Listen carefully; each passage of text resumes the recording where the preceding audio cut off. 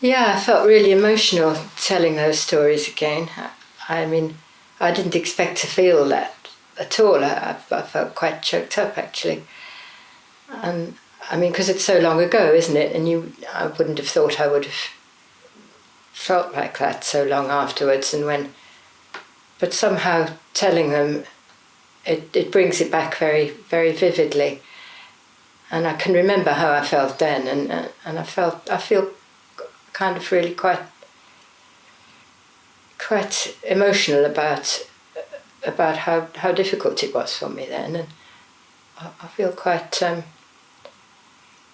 feel transported back there a bit, really.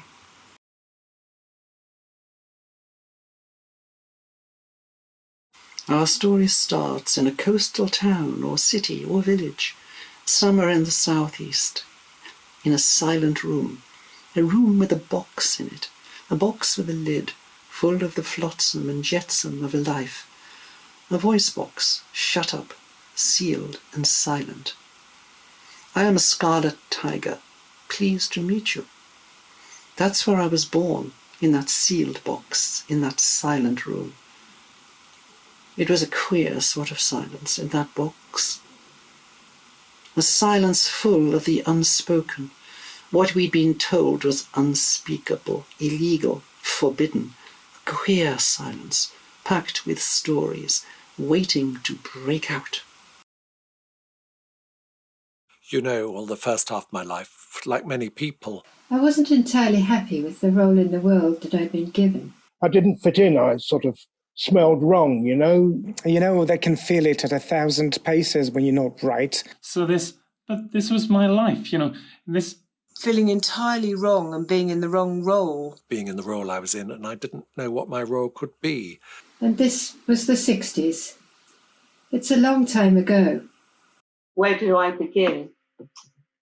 It's a feeling that I had back in the 70s of realising that I was a lesbian. Probably wouldn't have used that word then, but not knowing any starting point. How do you find people? How do you connect with people? Who do you tell? I mean, it was never talked about. Things weren't, were they? The word gay hadn't been invented. There were a lot of us in that box, all slowly hatching out of our eggs, without the words to understand what or who we were. So we settled for words that others used, seeing as we hadn't the words to describe ourselves. I just drifted along and along for years. I tried the gay thing when I was younger, but it was a taboo subject and I didn't know any gay people, so I then fell into the trap of finding a wife and going down that route. It took me a long time to identify as a lesbian, and longer still to have the courage to act on it.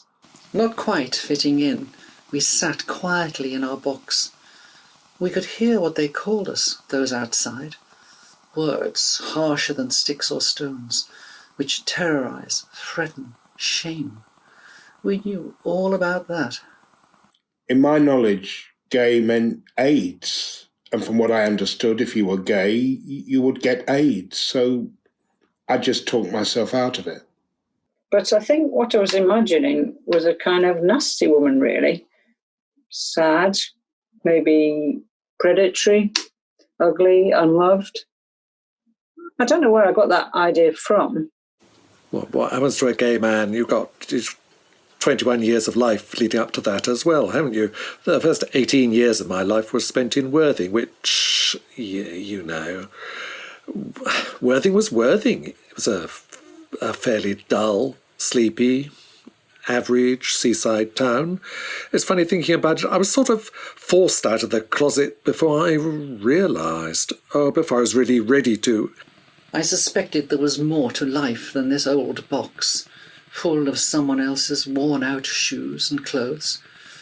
I longed for open space, for light, even though I didn't know what that was. I think it wasn't until I sort of started growing up that I was thinking, you know, why do I feel like this? the questioning began in my head. Why do I feel like this? Why do I question whether I'm a full boy? But I'm not doing anything.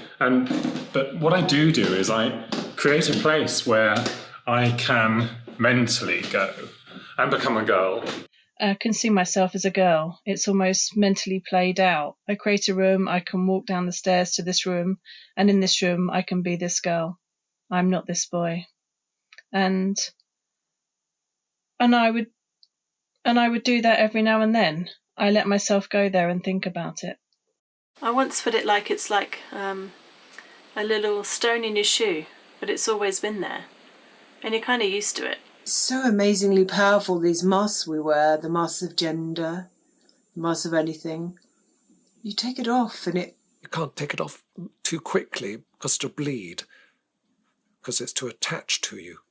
But I did. There was no choice.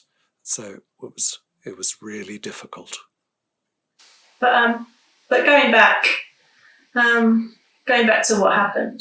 So nothing happened other than I actually opened the box and decided to open the box.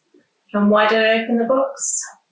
Possibly because I call it the force that's in. That when you're trans, it's like a force. It is a force. And it doesn't matter what you do to hide it, it's going to come out. And my time was then. It came out at that point. I opened the box. I open the box. We open the box. It's opened for us. And the voice box opens. Listen. The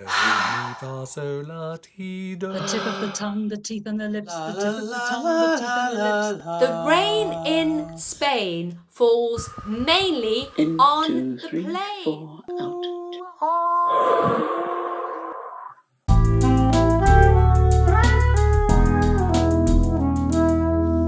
Initially, having been married for just over 20 years, now come to live in the south, life was opened up to show a different sort of life was possible to the commitment I tried to make to marriage, despite the fact I was interested in other men more than anything.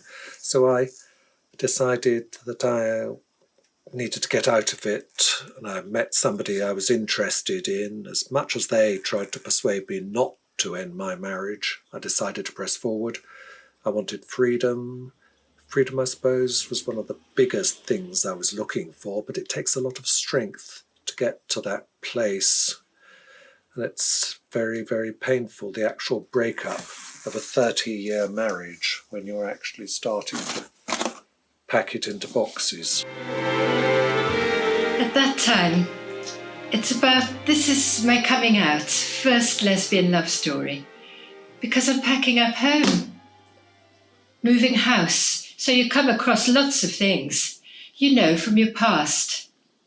And I had a friend with me yesterday afternoon, and I kept saying, "Oh, look at this! Oh, look at that! Look this!" And showing her inscriptions from the books that were given to me. And there was one such book from my first woman lover, who I won't name. It was just so wonderful to see those words written to me, all the way back then. Kind of because it was a different era. And I think also going into sexual intimacy with somebody has a particular terror for me to do with my past. So I kind of had mixed feelings about her, but it was such a beautiful unfolding, and I felt launched into the world. I could go on to tell you about going out to Michigan Women's Music Festival, for example. I'd heard about these festivals, and I really wanted to go because I knew that Women's Music Festival meant Lesbian Music Festival. And there was going to be about 8,000 of them. So that was brilliant. And I could tell you about dancing naked under the stars at night. The freedom, the particular freedom that afforded me in a world where I had learned to be very frightened as a woman, a young female, very early on in my life, not to trust anyone. And so the passage of entering, you know, fully embracing my woman-loving and lesbian self, whatever, is that it was a passage to kind of, well, helping me to become empowered around my sexuality, but also as a female, as a woman. I suppose I was lucky in the sense that I came out in the beginning of the 70s in London. There was a flourishing gay scene of pubs and clubs where one could meet friends or pick up partners for sex quite easily. It was an exciting thing to look forward to as you took off your office suit and put on jeans and check shirt and a bomber jacket. Some weeks later, the appointment came for the mental health unit. I went to the appointment. Then I got a letter copied to the gender identity clinic. Following that, I got a letter from the gender identity clinic asking me for my first appointment, 22nd of September 2011. Obviously, the issue then was, how do I broach this with my wife? I remember sitting there for about a week before I actually did it. Every evening, I was trying to tell her. I would bottle out. It was on a Monday, the Tuesday, the Wednesday, the Thursday, the Friday. I felt an absolute failure. But the next week, we're sitting there watching something on Sky, and I said to her, do you know what gender dysphoria is? There was silence for about a minute, and then she paused the Sky, turned to me and said, of course I know what gender dysphoria is. Are you telling me you've got gender dysphoria? I said yes. She turned, clicked the Sky back on. Programme played. Eventually she paused it again after about 5 minutes. She looked at me and said, so what have you done about this? I told her I'd been to the GP. The GP had referred me to the local mental health unit. I've had the appointment, and they'd referred me to the gender identity clinic, and I've got the appointment for such and such a day. She turned and looked at me. Oh, you've done all this by yourself? Turned away. Watched some more TV. So, well, anyway, Christine and I had been together for a few months. That can be Christine. And my daughter was at sea. So I said to Christine, I've got to tell Maggie when she comes home. If we're going to be together, I need to tell her. So Christine said, no, you don't have to tell her. I said, yes, I do. I do have to tell her. So anyway, I'm not a great drinker. I don't drink a lot. And so anyway, I got a bottle of wine, and my daughter had gone off out. She was home on leave, and I was sitting in the kitchen on my stool here with my bottle of wine, and I think I must have drunk about half of it when she come in the back door. And so she looked at the bottle of wine and me smoking away at my fags and everything, and I said, I've got to tell you something. So she said, well, what is it? So of course I had a little cry, obviously, and because the chances was she would have turned against me completely. And what chance did I take? Did I want to stay with Christine, or did I want to lose my daughter? So I thought, well, she's on her way in life, and now this is my time of life. So anyway, I said, I've got to tell you something. So I told her about Christine and me, and poured myself another drink, and she put her arm around me and she said, thank God for that, Mum, because I thought she was going to tell me he was an alcoholic. So anyway, you know, I was so chuffed because, you know, there was me bringing up my daughter who was well on their way in her career to be at sea. But the chances was, if I hadn't brought her up to accept everybody, would she have turned against me? my first boy-boy kiss, if you want to call it that, when I was probably about 25, and that was actually quite a revelation. I wasn't expecting it. I'll just put it in.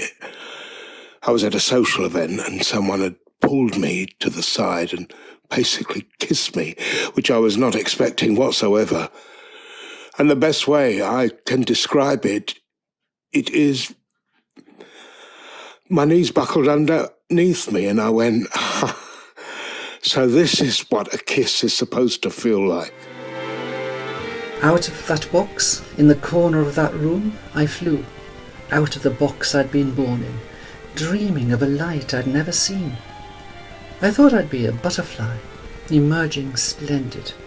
Instead, here I was, a plain and ordinary moth, flying around, hungry for the stories of how others had found the light. I should really be sitting here talking about my alter ego, Mabel, the drag queen, in a wig, but no, I'm actually here, sitting here in my man clothes. Mabel started out quite a few years ago. She was working in a bar as a man, and it was a quiet shift. And she suggested to the manager that we need to start doing something a bit more active, enticing people in. So we threw our first ever camp bingo. We didn't know how it was going to go. The pub wasn't really used to that sort of thing, and oh my God, it was brilliant. It was the first time I'd ever done anything like that.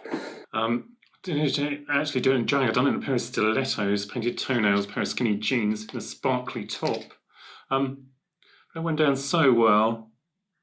We progressed it, and Mabel started to be born. Started to find sparkly little outfits off the peg in M&S or somewhere. In them days, it was called shoes, no stilettos or anything. A few little brooches to sparkle up. First outfit I've had was a red little sequin dress off of eBay. She put 2 feather dusters down the back to give it a bit of glamour. That was a bloody mess, but there we go. It's come to now, sort of like a few years later, that she has taken over my home, you know. And we used to have a very spacious loft. We've now got 3, say, 7-8 foot rails full of dresses. And I remember lying in sunshine in Toronto looking at this monumental thighs and ass. He had such a powerful man, a beautiful man, thinking, I want to be like that. I want to be like that. See, he kind of let me use his skates and I was all over the place. And then I came back to England and I saved up really hard and I bought a pair of skates for myself. It was £500. I had them imported specially and they were amazing. And I couldn't skate. And I would go down to the marina at night where there's this big empty car park and skate in the dark through the winter. And I fell and I fell and I fell and eventually I learned to skate and I struggled because I really wanted to. I think for me it was about when you're young and queer, sport is closed off from you and skating allowed me to be very strong and as camp as I wanted to be. I'd be exquisitely elegant. And then a friend at work suggested I have a tarot done. So I went along, just to see what it was like, not expecting very much. And it was amazing. It really changed my life. The cards came up. I can't remember them exactly, but I think there was a woman with a sword cutting off the head of someone. And apparently that was what I was going to cut off. That was a sign that I would cut off the heads of my life before me and go on to something else. I think there was one that said I've been living a lie up to then. And another was, I think it was a magus or something. I think it was a magus or something. I don't know. It was a driving force, and I'd have a driving force and energy to go forward and change my life. And so it gave me the courage to start to come out to people. Yeah, so I found a sense of belonging. And these were the old days when the gay bar was a gay bar. I mean, boarded out windows because they were fed up of bricks coming through them or rockets coming through them at fireworks time or just being generally vandalized. But there was a sense of belonging. Yeah, everyone had everyone else's back. Did you know we moths have the best hearing in the world? Honest, we do. Look it up. We were born to listen. And as I listened, I began to figure it out. To be seen, you've got to be heard. So I realized I had to get myself out of that box, out of this. I came out when I was well into my 40s, and it was as late as that for several reasons. One was that I'd been working in the city, which, when I joined the first law firm I worked for, was a very homophobic place, and there was no way that you would ever be an openly gay man. And the other was also that I was a practicing Catholic, which had a very strong influence. So both of those were restricting. And in the nature of things, your emotional side develops. And while I was still in the closet, I had a love affair for about 3 years with somebody who died at the end of those 3 years from AIDS. And I wouldn't wish on anybody the experience of that and being in the closet. It was totally isolating, a traumatic experience. But when I then became involved, some years later, because it took a few years to recover from that with somebody, I did come out, and what I realised on coming out was the extent to which I had been the main obstacle, that none of my friends cared. Most of my friends realised that wasn't the problem. It was the fear that had dominated my life, my own acceptance of myself. Family reactions were kind of, a bit weird, I suppose, in some senses. My parents' first reaction was to send me to a psychiatrist and have me cured, which didn't work. Because my psychiatrist, his advice to me was go and find a club. Go and find a club, find like-minded people, and, sort of find yourself a circle of friends, which I thought was quite good. Okay, well, I've lived in Hastings for 60 or more years, more actually. For a while we used to go down to the Chatsworth, the lower ground floor of the Chatsworth, where there were a lot of old ladies, and it was funny because if we did dance with each other, an old lady would come up and drag you onto the dance floor and say, "Oh, poor boys, they've got nobody to dance with." And we did meet a lot of people like that. Gradually, that was how we began to recognise other people in the gay community in Hastings. But then there was a succession of nightclubs that didn't last for very long, but they always had funny things attached to them, like ruffles. So you'd have to go home with a basket of fruit or something, which wasn't really funny. It wasn't really very exciting. And you had to go in through the back door. When it was closing time, they had a big bag of stiletto-heeled shoes of all sizes, from 6 to 11, I think. And they took tipped them all out It was onto run the by a floor. man This called was Cha-Cha Heels. run by a man called Cha-Cha Heels. I don't remember his real name now. And all the clients were dancing round in 3-inch stiletto heels, much to the detriment of our ankles. There were a couple of other clubs which opened and closed. There was one called Satins, which lasted for about 3 months. We thought it ought to be called Winciettes rather than Satins.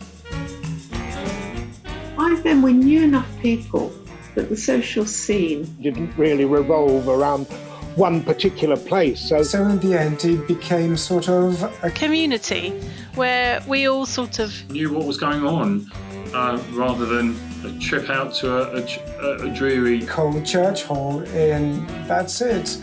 That's the history of gay nightlife in Hastings. I went out to gaze the word discussion group in North London, and that was a group of women sitting around the floor amongst the bookshelves, and women of all ages. Women of all ages. All of us were quite All of us were quite nervous. But once we got talking about things that mattered to us, like coming out the family, things that were important to us, we got a lot of things in common, and it was really inspiring. And then after that, we went on to a nearby nearby pub or club. I can't remember which it was, and it was just amazing seeing all the women there so exuberantly dancing, either on their own or else clinging to each other. And it was just, something quite special. I felt energised, excited, free, but also relaxed and at home. Celestial orientation, that's what they call it. A fascination with moonlight. It's how we find our way. It's nature's call. Sometimes you find the story that you're in isn't where you want to be. So I left home one night, as all moths do. I danced out of the window, flying towards other rooms. It's a life's work to find your own story, to find the right room to fly into. I've got to tell my life story. And I've been silenced all my life about this particular aspect of my life, and now I have an incredible opportunity to, to be visible, to have my voice heard. And so, being the sort of courageous Amazon that I am, I've took the bull by the horns. And it did help that this really helped actually, that I was, at that time, I'd been working with a theatre company called Resistors. And they formed from women's self-defence classes. They came out of the stories that women were telling who turned up at women's self-defence classes. Now, I didn't go to those self-defence classes, but I joined the theatre company. We were coming up to the end of a rehearsal period in the morning, and I was just bursting with this thing I needed to say to them.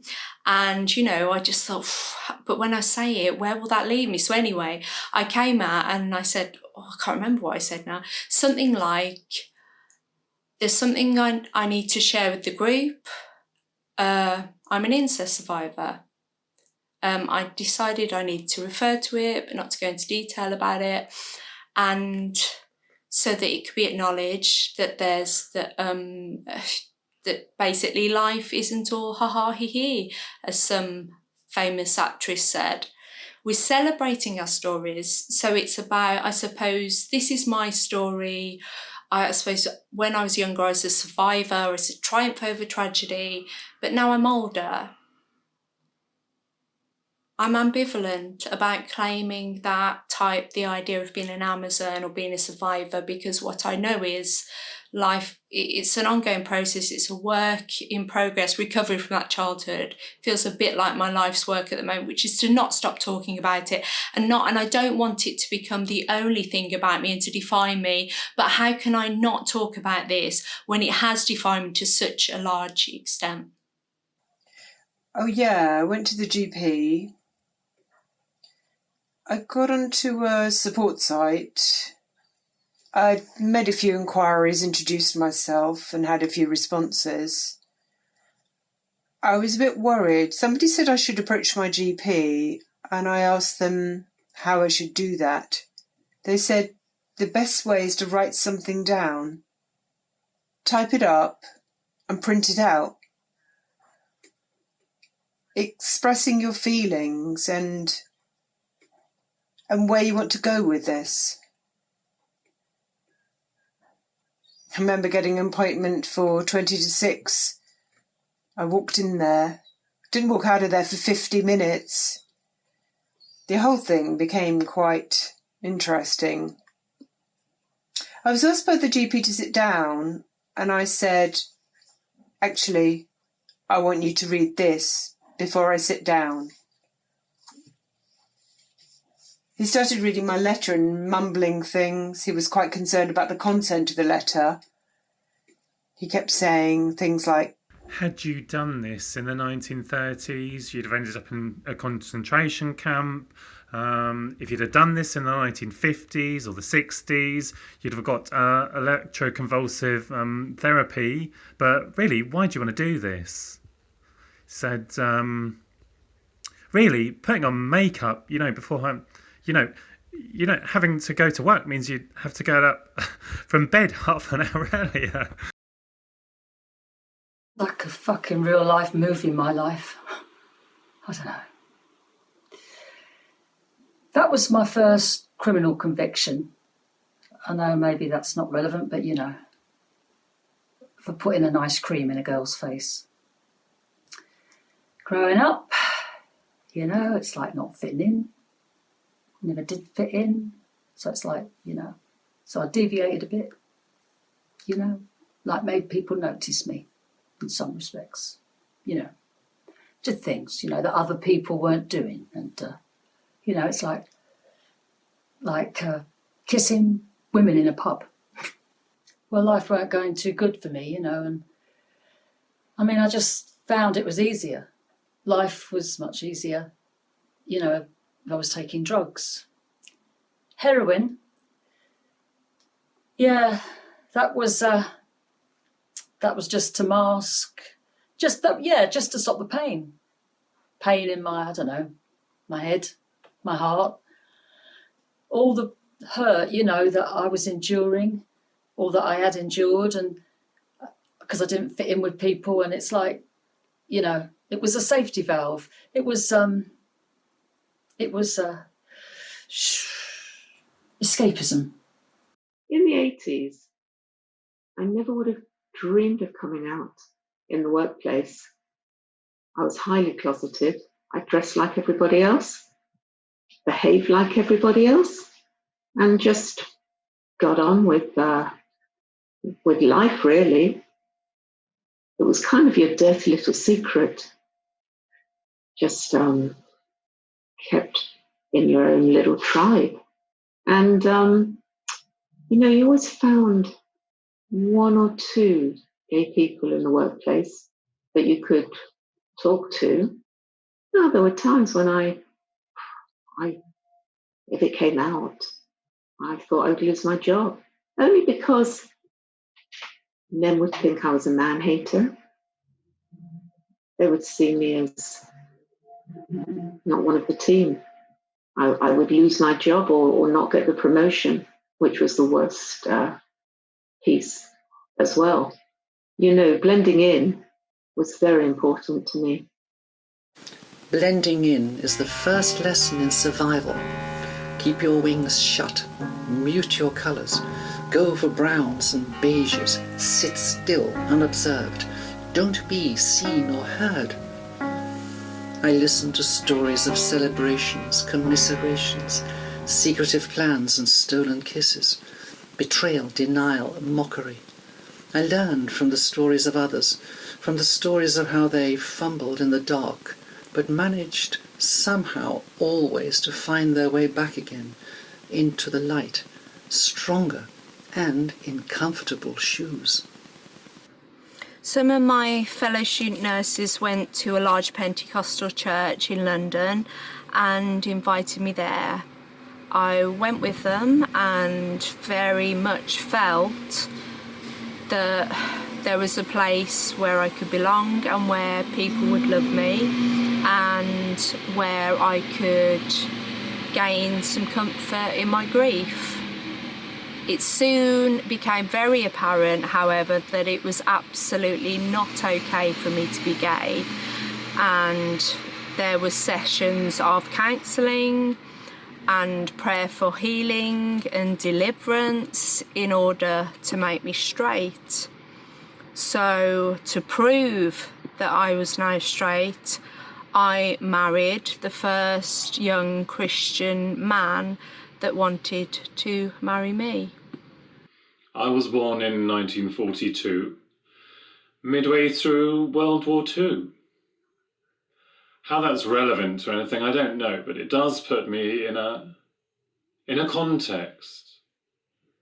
It was very strange because it never occurred to me that what I was doing, I was reminded at times by cases in the newspaper and things that were going on, Mr. Vassal and Lord Montague and scandals that happened, that what I was doing was illegal.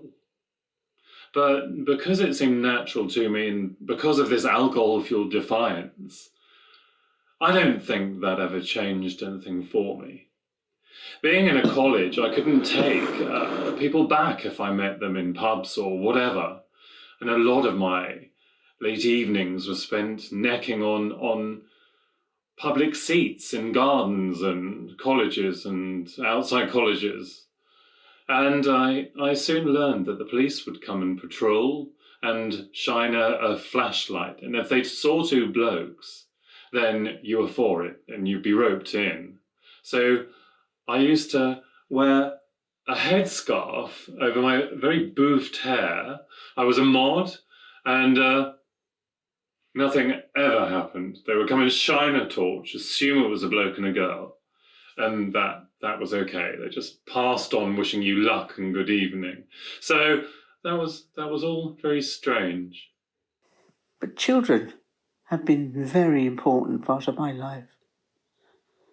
Sadly, I didn't have children of my own. I was told that because I am a lesbian, I shouldn't have children. Because children should have two parents, a mummy and a daddy.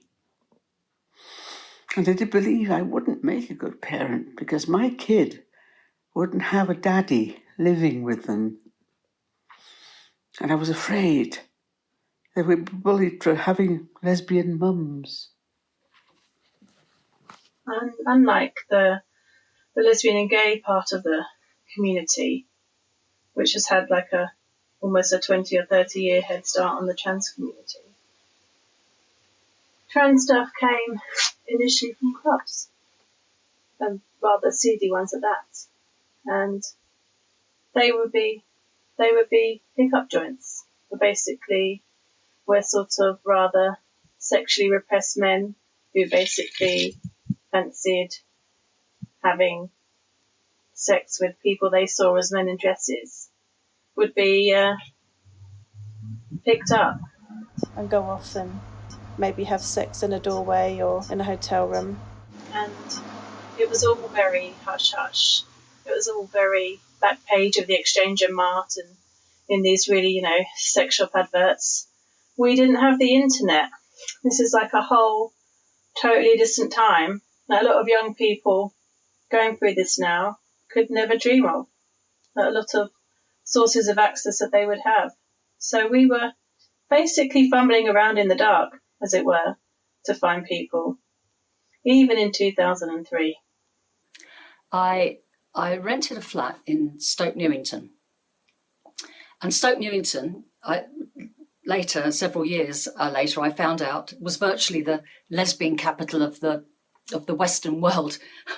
I say it jokingly, but there were a heck of a lot of lesbians there. So me and the woman I was with, she wasn't living with me. She lived on the other side of London. We saw a meeting advertised for lesbians in northwest London.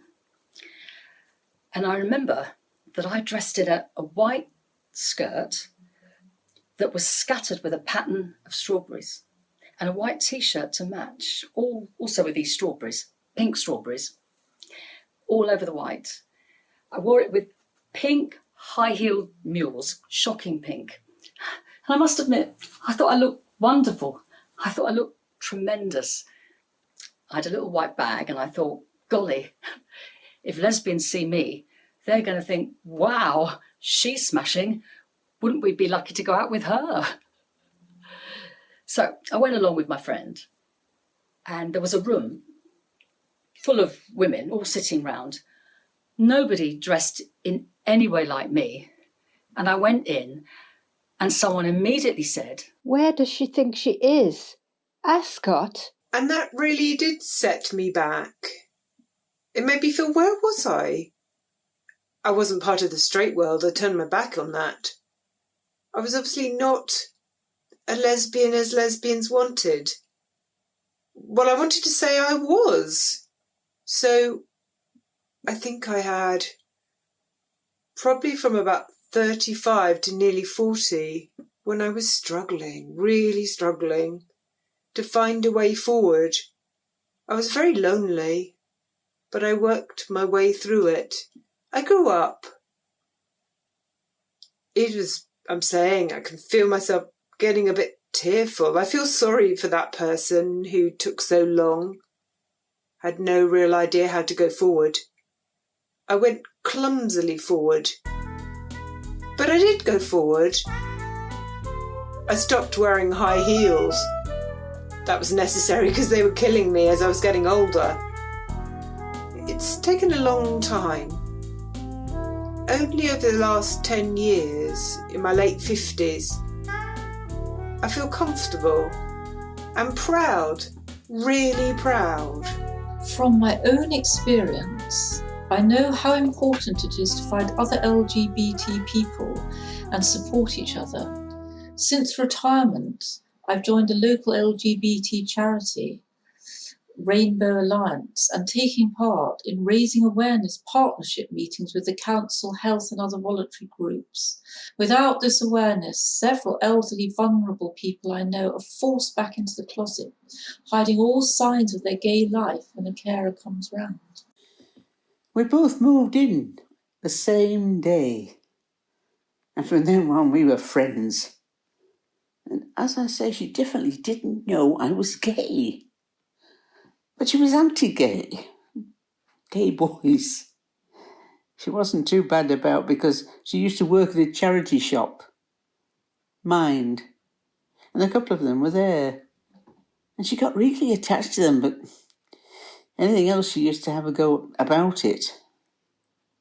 Since I've been here, because really this is quite a straight place, and the majority of people here are.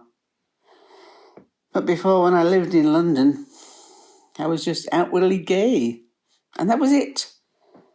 But this is years ago. I've gone backwards to what the gay scene's gone. Because I kept quiet. Whereas years ago, I didn't. So as I said, basically, I did it the opposite way around. When all the people are coming out now, I went in.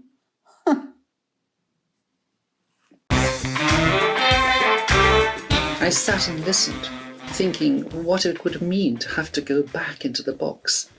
I thought about the past and those that had gone before, sketching out flight paths, pointing out the dangers of the flame, the risk of the singed heart and the broken wing. I heard their voices, signals across time, the sound of wings flapping, the sound of triumphs, battles lost and won, and I knew what I had to do. I think initially you think you're the Brave New World, aren't you? Young queers, and it's the 90s, and off we go, and we're radical, and we're doing this, and we're fighting AIDS, yeah. And you think actually those battles have been fought by feminists, emancipationists in the 20s, and the Chartists in the 1890s, and the more you look in those groups of people, the radical feminists, the radical movements, the socialists or regicides, how far back to the English Civil War, there are queer voices, clearly queer voices in those narratives that we're not talked about. I certainly wasn't talked about because the government at the time banned that kind of stuff. And you know, if you look close enough, people leave signals, if you will, to the past. So the starting point was through politics, I think. It was in 76. There was a lot of anti-racist stuff flourishing, or racism flourishing in the UK. So I joined some political groups and got to know people that were political on the left, and therefore kind of supportive of gay rights. And I saw that as a kind of entry. But slowly, this sort of ripple started, you know, people started connecting, and you met others, and by the early 80s, we'd it was 83, I think. I looked it up this morning. It was the first lesbian and gay pride march, which we went on, I think, with a banner that said, "Crawley Gays, we exist," written on a pillar case. And that, it was a fist, yeah, with a fist. The fist was taken from socialist workers, I think. But then also, we then started, in Spare Rib magazine, we started advertising with very much that theme. With very much that theme, if you live in Crawley, you're not alone. And out of the window I flew, one moth, tiny against the great sky.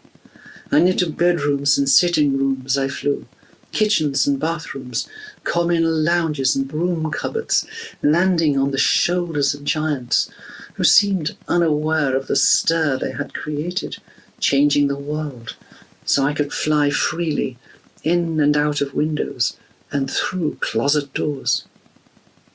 And when we was on the Gay Pride March I mentioned earlier, once we got to where we was all rallying from, we were given phone numbers for solicitors and barristers, in case we get arrested on the march, or if there's any trouble, we've got someone to contact. First time that's ever happened to me when I've been on any sort of demonstration. It was quite weird. Very weird. But every single woman had a phone number written on her arm. I think we need to learn from these stories because we can lose our freedom so quickly if we aren't vigilant. I was working as a primary school teacher when Section 28 had just been passed. Section 28 was a pernicious law, and it said, amongst other things, that as teachers we were not allowed to teach about so-called pretended family relationships. Well, that meant being gay or lesbian. And we weren't allowed to promote homosexuality. So we'd taken to the streets to protest against the passing of this law, but it was passed anyway. And a lot of us were scared shitless because it meant we couldn't be out at work ourselves and we couldn't work against homophobic bullying or support gay students without risking losing our jobs. And some teachers, including some that I did know, did lose their jobs. And often it was said that it was for something else, but they did lose their jobs. Something that I found very mind-blowing when I was younger was going on the first ever lesbian and gay pride march. And just to be surrounded by so many women, all the same, all trying to fight for the cause, trying to sort things out in their own way, by holding a banner, walking down the street, having everyone stare at you. It was the craziest idea I've ever been involved in at that time, but well worth it. Lifelong memories they are. So that you can pass on all that fight to up-and-coming gay women and men in the future generations. If they let you do it. I march with the living and walk with the dead. I stand alongside those who take to the streets. I'd like to tell you about a bizarre incident that happened to me. And it just shows what it was like for me as a primary school teacher in the 1990s. One morning I was having coffee in the staff room before school. As usual, quick one before the bell rang. And the senior teacher called me outside to have a word. So he goes in the newspaper box and he holds up a copy of the pink paper. Oh my God. So there's the pink triangle and all the gay and lesbian out and proud words and all that. I'm thinking, oh my God. I really didn't see that one coming. But Bill goes very authoritarian and he goes, well, you must remove it immediately. It's not suitable for the children to see. Mustn't be used anywhere near the tables for painting. So I'm thinking, oh God. I'm always so careful to take out the pink paper and any other dodgy stuff before I bring them into school. But somehow that one must have just got in the pile by mistake. But the point of the story is that I was afraid because of the newspaper I'd accidentally taken into my classroom. And I knew there was nothing wrong with the messages in that newspaper. I was proud and happy to be lesbian. But I was scared because I could have got into serious trouble because of it. How do you, or what do you share with someone who's actually just at the very beginning of their own journey? In a different context to me, because the world has changed. There are still risks as a young gay man, as a young queer person there are. And I found myself, which really touched me, sharing the stuff that John had first shared with me. And it wasn't about specific sexual diseases or safety when using a dating app. It was about staying true to your own voice, knowing that there'd be people there who would listen to you, that he would find a group of people who would be his friends. And I thought it was really nice to think that actually there's a part of John who's been dead for 25 years in me, that John actually was my gay father, if you will, and that I've passed that on to my friend's son. And that I've passed that on to my friend's son. At least he'll know that he's not on his own, that he's part of a longer generation. Because we often think we're the only ones, you know? And if we're not the only ones, we're the first generation. And with John and David, I saw myself connected through to whole generations of gay men and queer people who had struggled in their own ways, in positive situations and negative, through the wars, through the development, you know, and had found themselves safe spaces, sometimes very secretive, sometimes very out, but had kept their true voices.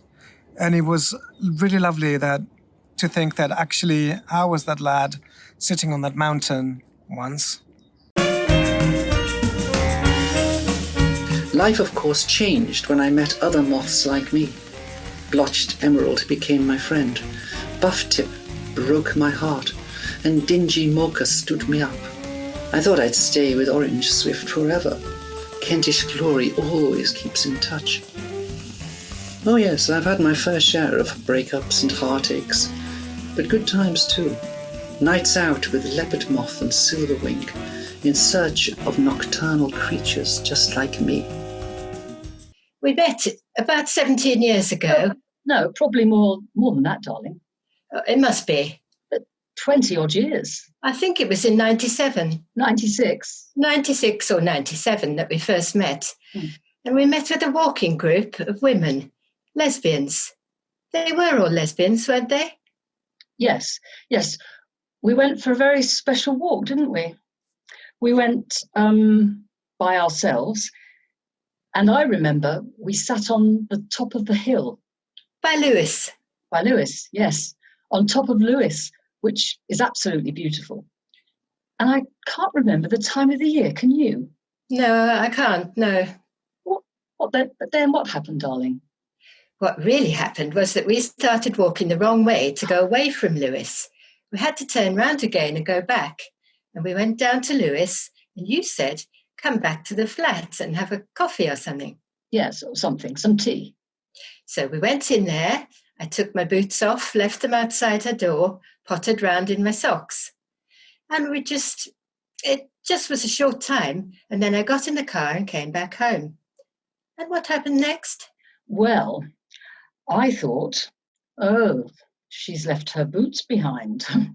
So I don't know whether it was you rang me up or I rang you, but you said, I'll come and collect them.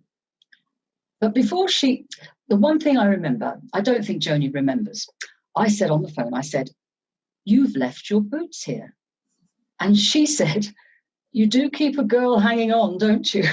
And what happened then? Well, then I came to collect my boots, and I stayed a lot longer than a few minutes, if I can put it like that. Yeah, yes. And that was really the start of our relationship. I got on the chat room, which was for trans people, and that's how I met my now wife. Our wedding, it was better than the royal wedding. No, it wasn't. It was a very small wedding. We only invited 8 people. We didn't want a great big wedding sort of thing. We just wanted a low-key wedding, and it was really nice. It was a sunny day. We had the reception up at Patcham, my wife's ex's house, because we all get on. It's very good. Do you know what a group of us are called? A group of moths? An eclipse is what we're called. An eclipse of moths. When we're together, we fly so close we can hide the moon, changing the view with each flap of our wings. And surely you've heard of the moth effect? How a single tiny motion of the flapping of a wing, a slight disturbance can set in motion a whole chain of events that make the perfect storms which change the world. Have we affected the straight world? I think, in general, I think gay, queer, transgender, I think we've all changed the straight world, because what's happened is we're making them actually think about flowing within yourself, and there's different aspects to yourself, and I think instead of them thinking, oh, they're this, they're that, they're starting to realise that we have all different aspects within ourselves. And so it's more to do with, as I say, to do with totally being open to all the different aspects of yourself. So I think, like when I go out, when I meet people that supposedly straight, if you want to give them that word, they're much more interested in talking to you as a mirror and finding out about themselves. And of course, within that, you also find out about yourself. When finally I had the chance to catch sight of myself reflected in the glass, I realised I was beautiful, a cousin of the butterfly. Just like one story is cousin to another, teaching us the way to fly, to find our way to home. And I am home. And my home, although a different building in a different place, is the same space. It's a welcoming queer space that I haven't created. I've been lucky enough to create with other queer people around me. Yeah, I think for me it's a state of mind, and I think it's a queer space. It's about not being the other. It's about being part of your own family. Well, we told us we were going to have a civil partnership. And she said, we'll go outside and wait for the sex. She said, we're now outside. And across the roads was this pink Rolls Royce with the chauffeur. And she said, that's your wedding present. You're not getting nothing else. So we got in the Rolls Royce. They followed behind, by car and taxi behind. And we went all the way along the seafront in this pink Rolls Royce. Me waving like the Queen to people like this. I was waving out the window to everybody, and I said, we're getting married today. And through my life experiences, it has built up my confidence. I would never have done something like this 10 years ago. No way. Sitting in a room talking about my life or rambling on about my life. I would never have done it. So I didn't see family. Don't really need family. I've learned that over the years. It's nice to have them if you need to fall back on them, but I think friends are much more important to me than family. But I think one of the amazing things, what both Jen and I went through, and we did all the paperwork for it, was the days our GRCs arrived. And we'd amassed all the requisite paper required for it. And to suddenly have, in early 2008, your birth certificate turn up. And because of its thing at the time, they now say male and female on the birth certificate, but then it would have said boy or girl. And then you get this birth certificate and it says, on the 10th of October, 1965, a girl. And just seeing that on a birth certificate and in print, and it realises suddenly that you felt all your life, and you go, that's right. A wrong has been righted. Something has been corrected that should never have been put down. And And, you know, it wasn't your family's fault because they didn't understand.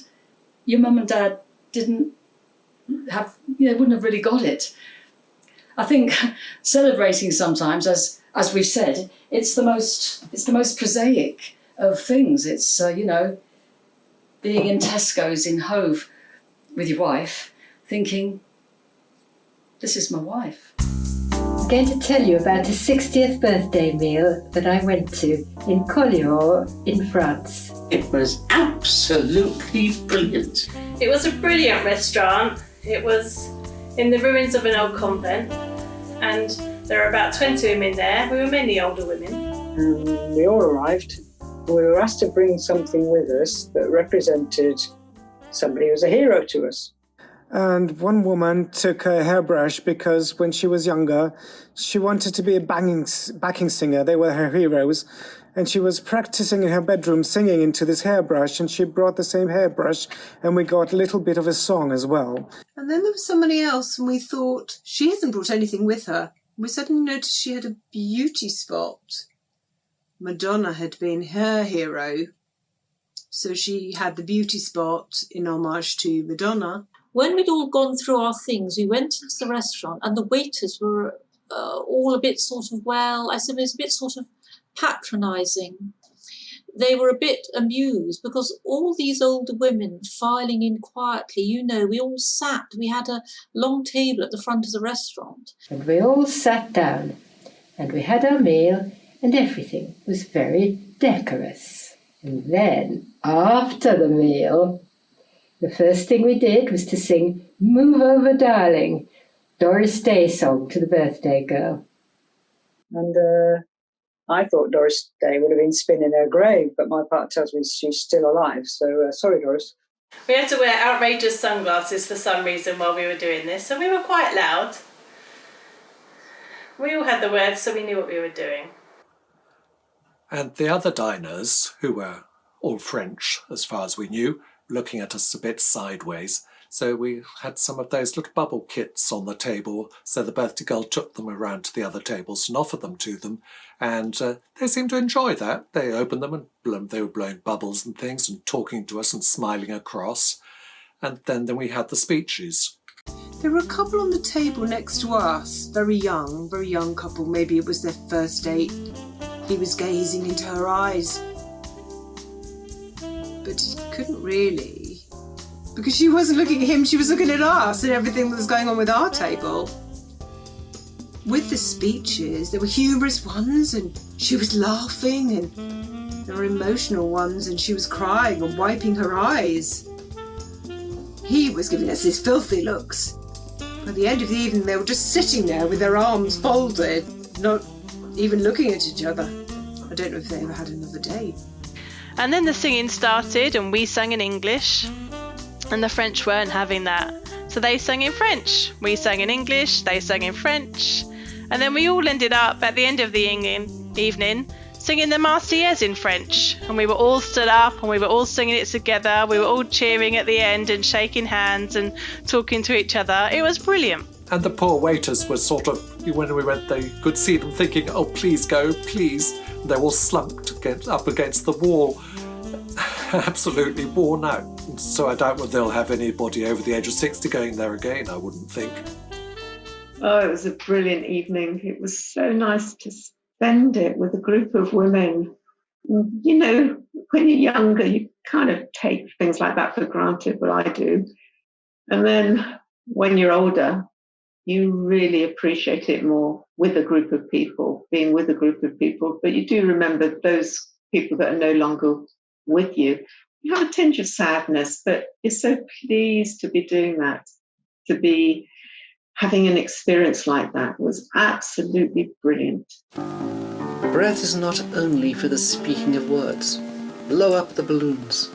Let's celebrate the marriages and the families we've formed, our friendships, the hard-won recognitions, and the homes we've made, the stories we're proud to tell of where we were and how we got to where we are, both butterfly and moth, of the many selves we once were and are, and who, of course, we are still to be. I think we need to learn from these stories because we can lose our freedom so quickly if we're not vigilant. Just have to look at what's happened to LGBT people in many countries around the world now to know how prejudice, hatred and persecution can be directed at people because of their sexuality. And closer to home, it's very alarming. Some groups of people are trying to stop schools from teaching children about LGBT lives and choices. I long for days when bigotry and intolerance are eliminated. I don't think it's ever going to happen.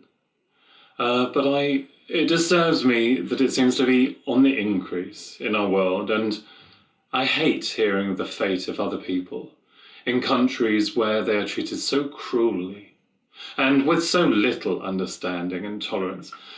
That upsets me more than just about anything else I can think of in this world.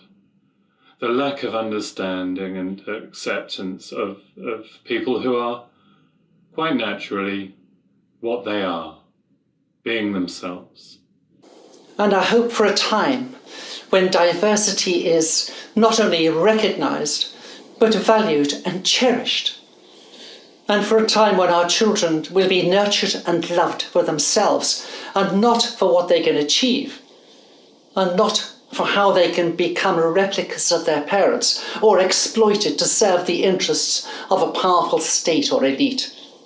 And I hope for a time when differences in sexuality are celebrated and not scorned or persecuted. And of course, the time for making these happen for the future is now. And I want to be part of that. You know, nowadays I have a fantastic life. I don't give a damn what people think about me. And life is good. I mean, I'm enjoying it. I now know who I am. I just wish I had another 80 years to live so I could enjoy it as I'm feeling now.